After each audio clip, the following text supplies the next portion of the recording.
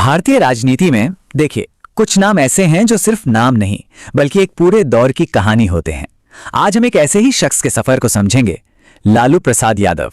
एक ऐसा सफर जो जमीन से शुरू होकर सत्ता के शिखर तक पहुंचा और फिर विवादों के गहरे समंदर में उतर गया। तो सवाल यही है, आखिर ये होता कैसे है? कैसे एक लड़का जो गांव में भैंस चराता था भारत के सबसे ताकतवर और सबसे विवादास्पद नेताओं में से एक बन जाता है? ये एक पहेली है और इस पहेली को सुलझाने के लिए हमें कहानी की बिल्कुल शुरुआत में जाना होगा। तो चलिए उनके जीवन के पहले अध्याय पर नजर डालते हैं। गरीबी से राजनीति तक का यह एक कहना होगा असाधारण सफर था।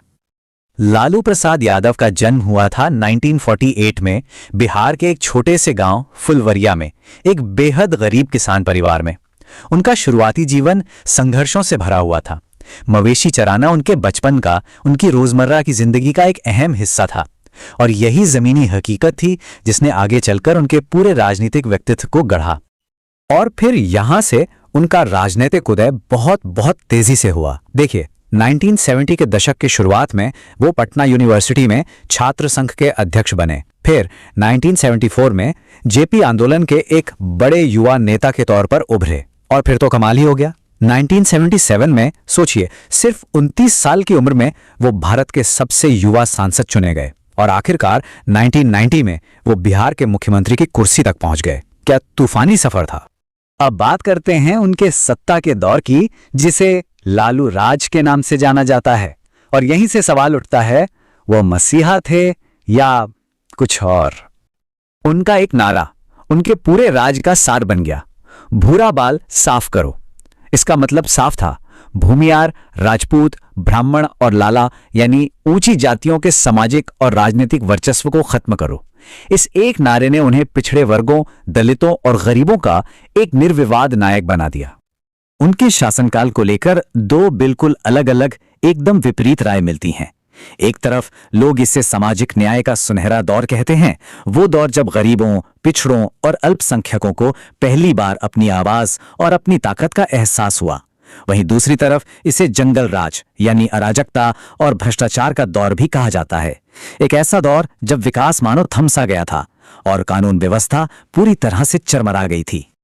और उनकी शैली वो कमाल थी। वो जनता से सीधे जुड़ने वाले नेता थे। उनका ये कहना कि भैंस चराने वाला लड़का अब देश चलाएगा, उनकी इसी देसी, जमीनी और करिश्माई शैली को दिखाता है जिसने उन्हें सीधे आम जनता के दिलों में बसा दिया। लेकिन हर कहानी में एक बड़ा मोड़ आता है और लालू की कहानी में वो मोड़ था एक घोटाला, एक ऐसा घोटाला जिसने उनकी सत्ता की नींव हिलाकर रख दी, चारा घोटाला। तो ये चारा घोटाला था क्या? ये 1996 में सामने आया और सीधे शब्दों में कहें तो ये एक बहुत बड़ा भ्रष्टाचार का मामला था। इसमें सरकारी खजाने से करोड़ों करोड़ रुपए फर्जी जानवरों के चारे की खरीद के नाम पर निकाल लिए गए थे। मतलब चारा खरीदा ही नहीं गया, बस पैसे निकाल लिए गए।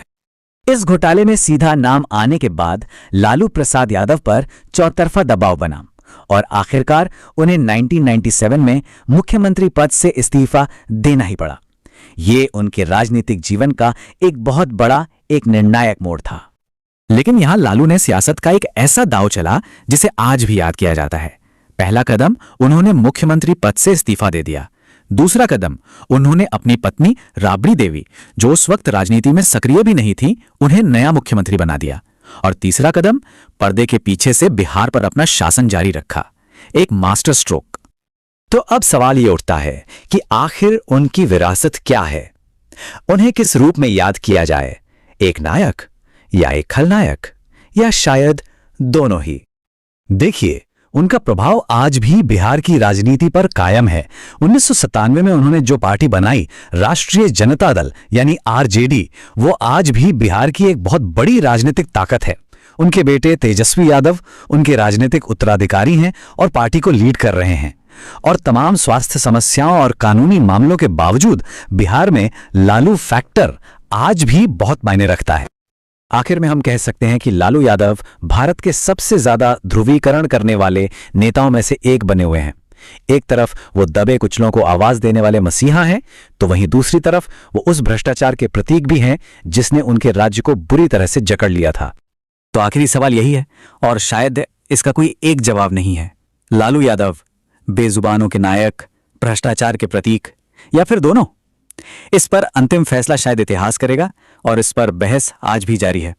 और शायद यही उनकी सबसे बड़ी और सबसे जटिल विरासत है।